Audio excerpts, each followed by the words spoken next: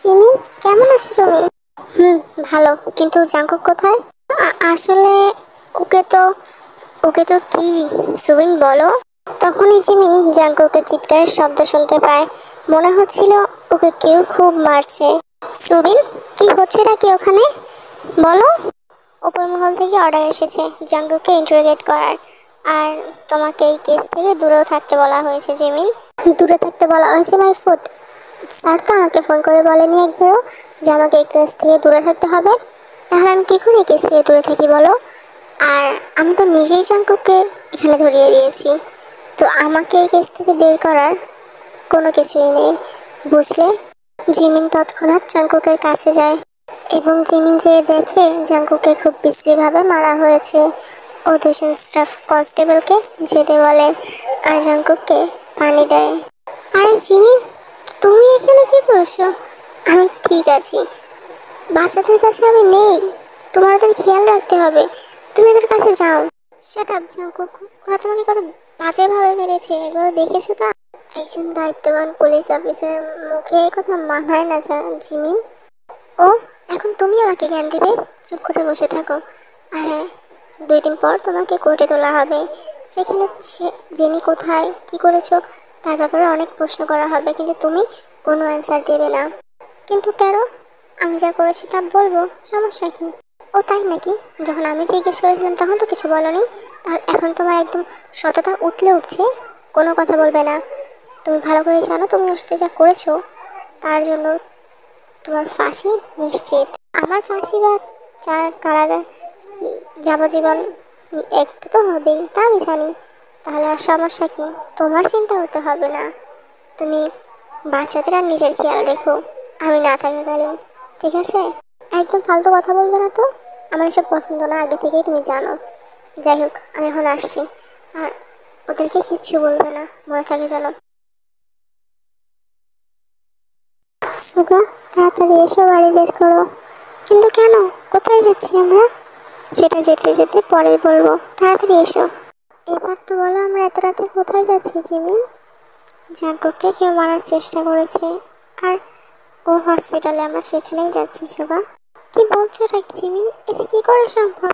আর কেউ ভাইয়াকে কেন মারতে চাইবে সেটা সেখানে গেলে আমি বুঝতে পারবো। এখন আমি কি করে এসব বলি? তুমি কথা না বলে তাড়াতাড়ি চলো। ডক্টর জাঙ্কুক কেমন আছে? ওর জ্ঞান কখন ফিরবে? আমরা কখন ওর সাথে দেখা করতে পারবো? ওনার জ্ঞান কবে ফিরবে আর আদৌ কি ফিরবে কিনা তা আমরা বলতে পারছি না মিস জিমিন। বলতে পারছেন না মানে কি? মজা করছেন আপনি আমার সাথে? সত্যি করে বলুন, জাঙ্কুক জ্ঞান কখন ফিরবে?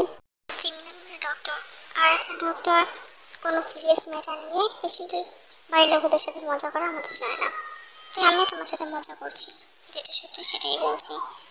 জাঙ্কুককে খুব কড়া ডোজের ড্রাগস দেওয়া হয়েছে, আর তার সাথে ওর গায়ে মারের দাগ তো আছেই।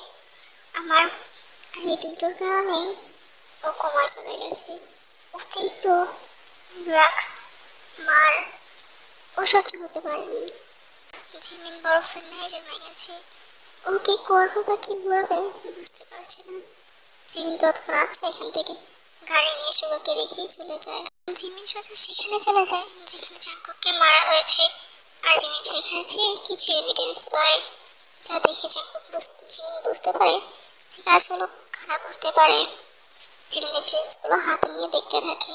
এইভাবে শুধু একজন অফিসার বা কনস্টেবলের কাছেই থাকতে পারে, এছাড়া নর্মাল পিপলদের কাছে না।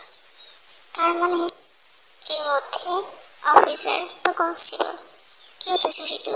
জিমিন দেখে একজন কয়েদি তার দিকে তাকিয়ে আছে, কিন্তু কয়েদি যখন বুঝতে পারে যে জিমিন তার দিকে আসছে, তখন কয়েদি ঘুমের অ্যাক্টিং করে।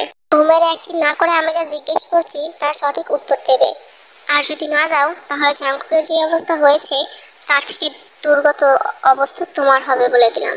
কয়েদি আর ঘুমের অ্যাক্টিং না করে উঠে বসে, কারণ সে জানে জাঙ্কুক জিমিনের রাগ কতটা।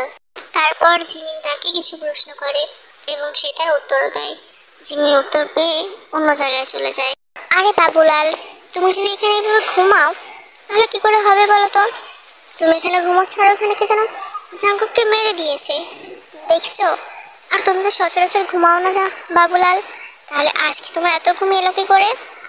না না ম্যাডাম, আমি কিচ্ছু করি নাই, বিশ্বাস করেন ম্যাডাম, আমি কিচ্ছু করি নাই। আরে আমি তো তেমন কিছু বললামই না, আর তুমি ইতিমধ্যেই সবটা বুঝে গেলে। যাই হোক, ভালোই হয়েছে, আমার আর বেশি পরিশ্রম করতে হলো না। এখন তুমি বলো তো, এর পেছনে আর কি আছে তোমার সাথে? আর যদি অস্বীকার করার কোনো রকমের চেষ্টা করো, তাহলে সত্যি বলছি, জাঙ্কুকের যে অবস্থা তোমরা করেছো তার থেকে খারাপ অবস্থা আমি তোমাদের করব। সিরিয়াসলি। আমার সাথে মিস্টার সুবিনও ছিল, ও ওনার কথাতেই আমি সব করেছি। দুদিন পর জিমিন, সুবিন, বাবুলাল আর মিস্টার কিম এই কয়জনে সেখানে আসে যেখানে জাঙ্কুককে ওরা দুজন মেরেছিল। জিমিন, তুমি এত রাতে এখানে কি করতে চাইছো একটু বলবে? কি আবার করব, আর যা করব তা তো তুমি দেখতেই পেবে, তার জন্য তো তোমাকে নিয়ে এসেছি এখানে। এখন এত কথা বলো না তো, দেখো কি কি হয় এখানে। তারপর জিমিন বাবুলাল আর কিমকে ওভারডোজে ড্রাগস দেয়, আর তারপর ওদেরকে মারতে থাকে। বলা বাহুল্য, জাঙ্কুকে ওরা যেভাবে মেরেছিল তার থেকে দ্বিগুণ কষ্টে ওদেরকে মারছিল জিমিন। আর সবার শেষে ওদের দুজনকে শুট করে দেয়। জিমিন, তুমি এটা কি করলে? মেরে দিলে ওদেরকে। জিমিন, ওদের শাস্তি কোর্ট দেবে, আমরা না। আমরা আইনের লোক হতে পারি, কিন্তু এইভাবে কারো বিচার আমরা করতে পারি না। ও তাই নাকি?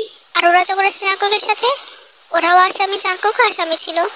আর বাবুলাল, ও তো একজন কনস্টেবল অফিসার ছিল, তাহলে ও কি করে এই শাস্তি সাথ দিল সেটা বলো আমাকে সুবিন। আমি ভুল কিছু করিনি। আর কেসটা এমনভাবে সাজাবে যেন মনে হয় ওরা মারামারি করে পালাতে গিয়েছিল, আর তার জন্য ওদেরকে ক্রস ফায়ার করা হয়েছে। আমি আসছি, পরে দেখা হবে। মাম্মা, পাপা কোথায়? পাপা এখনো আসছে না কেন? কতদিন হয়ে গেল পাপা আমাকে আদর করে না। মাম্মা, পাপা কি আমার বোনের উপর রাগ করেছে? পাপাকে বলো না তাড়াতাড়ি আসতে, আমরা আর বেয়াদবি করবো না, দুষ্টুমি করবো না। না সোনা, পাপা তো তোমাদের দুজনকে খুব ভালোবাসে, তাহলে কি করে তোমাদের উপর রাগ করবে বলো? পাপা না অনেক কাজ, জরুরি কাজ চলে এসেছে, তাই তো পাপা চলে গেছে। আর আমাকে বলে গেছে আমি যেন তোমাদের খুব আদর করি। পাপা চলে আসবে খুব তাড়াতাড়ি। হুম, তোমার এখন ঘুমো তো, অনেক রাত হলো তো, কাল আবার স্কুলও আছে কিন্তু। জিমিন নিজের কাছ থেকে কিছুদিনের ছুটি নেয়, আর প্রত্যেকদিন জাঙ্কুকের কাছে যায়। জাঙ্কুকের সাথে বিভিন্ন রকমের কথা বলে, শুধু এই আশায় যে কখন জাঙ্কুক উঠবে আর তার কথার মাঝেই একটা অন্য কথা বলে বসবে যাতে জিমিন রেগে যাবে, ওর উপর খুব রাগারাগি করবে। কিন্তু তা আর হচ্ছে না। জাঙ্কুক সেই একইভাবে শুয়ে আছে, কথার কোনো জবাব নেই, কোনো সাড়া নেই, শব্দ নেই। নিথর দেহটা তার, সব চলছে কিন্তু তার মুখ চলছে না, হাত পা চলছে না। জিমিনকে বলছে না যে এই যে মিস, তুমি আমার থেকে 2 বছর বড়, কিন্তু তারপরও কত সুন্দর তুমি, কি করে পারো? তারপর আবার আমার 2টা বাচ্চার মা। আচ্ছা, এত সুন্দর কেন তুমি? তাই তো তোমাকে সেই পতিতালয় থেকে তুলে নিয়ে এসেছিলাম আমি, শুধুমাত্র আমার করে রাখার জন্য। জাঙ্কুক আর বলে না এই কথা। জিমিন ওর কথা শোনার জন্য অস্থির হয়ে আছে, কিন্তু জাঙ্কুক আর বোঝে না যে তার জিমিন এখন তাকে খুব করে চায়, তাকে ভালোবাসে। জিমিন মিমি আর কুকিকে ঘুম পাড়িয়ে বারান্দা যায়। জাঙ্কুক, তুমি অনেক খারাপ, অনেক, আমার থেকে অনেক খারাপ তুমি। কতগুলো দিন হয়ে গেল, পুরো একটা বছর, তুমি আসো না আমার কাছে, একটু কথা বলো না, বাচ্চাদের কাছে আসো না। বাচ্চারা তোমাকে খুব করে চায়।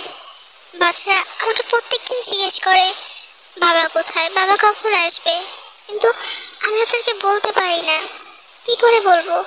ওদের বাবা তো আমার সাথেই কথা বলে না, ওদের সাথে কি করে কথা বলবে?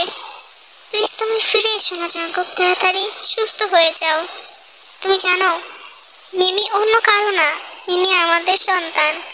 আর সেই কথা তোমাকে বলার জন্য ব্যাকুল হয়ে আছি আমি। প্লিজ তাড়াতাড়ি ফিরে এসো। আর পারছি না আমি ওদেরকে একা সামলাতে, আমি তো ক্লান্ত। পর মুহূর্তে জিমিন বুঝতে পারে কেউ তাকে জড়িয়ে ধরেছে। জিমিন প্রথমে একটু ভয় পেলে পরবর্তীতে বুঝতে পারে যে যে তাকে ধরেছে তার স্পর্শ জিমিনের খুব চেনা। এই তুমি কাঁদছো কেন? দেখো আমি চলে এসেছি, আর কখনো আমি তোমাদের ছেড়ে যাব না, প্রমিস করছি, বিশ্বাস করো। এবারের জন্য আমাকে মাফ করে দাও। I love you so much. I hate you. I hate you so much. তুমি সবসময় আমাকে কষ্ট দাও। কষ্ট ছাড়া আর কি দিয়েছো আমাকে?